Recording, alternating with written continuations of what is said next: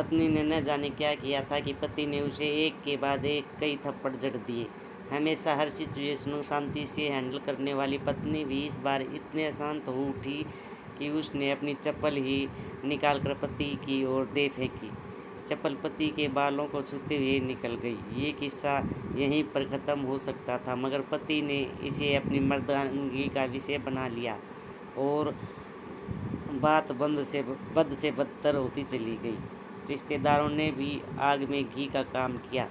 किसी ने कहा, जो औरत अपने पति को चप्पल से मार सकती है वो ना ही तो वफादार हो सकती है और ना ही पतिव्रता। ऐसी औरत परिवार ही नहीं पूरे समाज पर कलंक की तरह है। बीबी के पक्ष वाले कहाँ पीछे रहने वाले थे।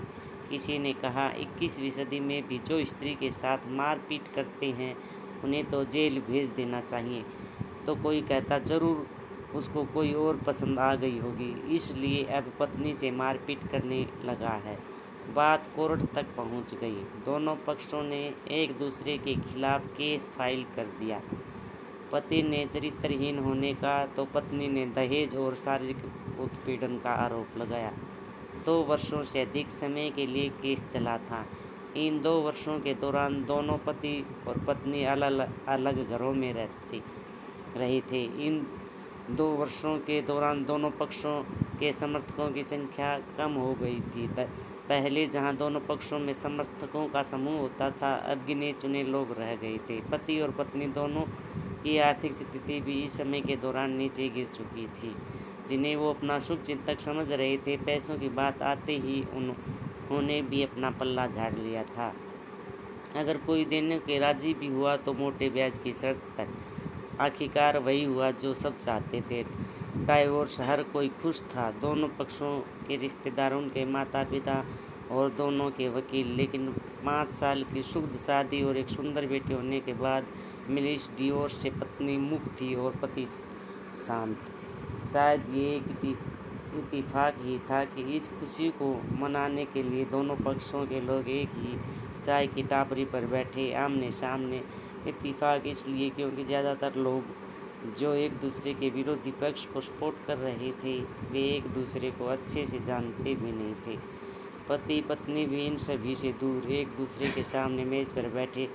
पत्नी ने पति से कहा, अब तो खुश हो गए ना, तुम्हारे मन की जो हुई है मुबारक हो, तुम भी तो आज जीत गई हो, मुझसे तलाक तो तुम्हें भी मिल गया है, कॉन्ग्रेचुलेशन टू यू। पति ने कहा, तलाक को तुम जीत का प्रतीक समझते हो? पत्नी ने पूछा। पति चुप रहा। थोड़ी देर की शांति के बाद पति ने कहा, मुझे तुम्हें 5 लाख रुपए अभी और हर महीने 8,000 देने का आदेश है। अभी मेरे पास पैसे नहीं है, इसलिए हमारा मतलब मेरा जो सिटी में फ्लैट है उसे तुम्हारे नाम कर देता हूँ। पत्नी बोली, लेकिन उस फ्लैट की कीमत तो 18 लाख की है। हाँ, लेकिन हमारी बेटी तुम्हारे साथ है और आगे जाके उसके खर्चे भी बढ़ेंगे, तुम्हें थोड़ी आसानी होगी। पति ने कहा, नहीं, मुझे सिर्फ 5 लाख ही देना और तुम हर महीने 8,000 वो देने ही वाले हो तो मैनेज कर लूँगी। अगर 5 लाख नहीं है तब भी कोई बात नहीं, पत्नी बोली। दोनों फिर से शांत हो गई। पति सोचने लगा, कितनी भोली और समझदार है ये औरत, जो कुछ समय पहले तक मेरी पत्नी थी और अब अनजान। ये वही है जो कम से कम खर्चे में घर चलाती और पैसे बचाकर मेरे जन्मदिन और बर्थडे पर हमेशा मेरे लिए नए कपड़े खरीद लाती। कभी बीमार भी हो जाती तो पैसे बचाने के लिए मुझे मालूम न होने देती और घरेलू नुस्खों से अपना इलाज कर लेती। मगर घर में कोई और बीमार होता तो तुरंत डॉक्टर के पास लेकर जाती। मेरी हिम्मत ही मारी गई थी। मैं ही अपनी झूठी मर्दानगी के चक्कर में इतनी बड़ी गलती कर बैठा। पत्नी के दिमाग में भी उथल पुथल चल रही थी। अभी भी वैसा का वैसा ही है। पहले भी खुद से ज़्यादा हमारे बारे में सोचता था और अब भी वही कर रहा है। ये वही आदमी है जो मुझे एक्सीडेंट से बचाने के लिए खुद मोटरसाइकिल के आगे कूद पड़ा था और अपनी उंगली तुड़वा बैठा था। पता नहीं कौन सी मनहूस घड़ी में मैं झगड़ा कर बैठी। पति से मौन तोड़ते हुए पूछा, अब तुम्हारे कमर का दर्द कैसा है? ज़्यादा तकलीफ तो नहीं होती? पत्नी हल्का सा मुस्कुराई और बोली, अभी भी होता है। अब तो पेट में भी क्रिम्स उठते हैं। वो तो होगा ही। तुम योग या कसरत भी तो नहीं करती हो। अब किसी गायनेकोलॉजिस्ट को जरूर दिखा देना, पति ने कहा। तुम बताओ, तुम्हारा अस्थमा कैसा है? अब क्या अब भी दौरे पड़ते हैं? पत्नी ने पूछा। हाँ, पड़ते हैं, पहले से ज़्यादा, क्योंकि अक्सर इन्हें भूल जाया करती हूँ याद दिलाने के लिए तुम जो नहीं हो।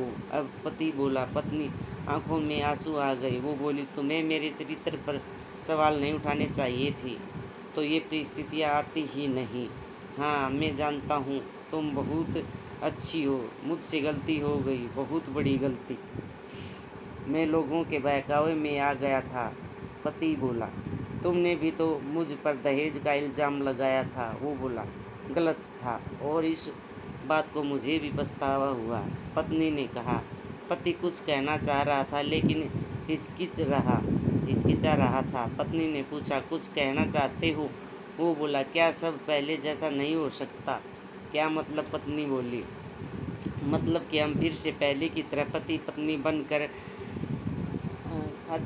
सच्चे दोस्त बनकर नहीं रह सकते। पति बोला। पर ये डाइवोर्स के पेपर दिखाते हुए पत्नी ने कहा, फाड़ देते हैं।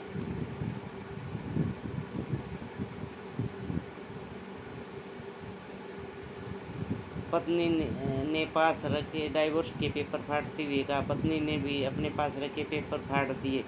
सभी हैरान थे, वकील, रिश्तेदार और माँ बाप।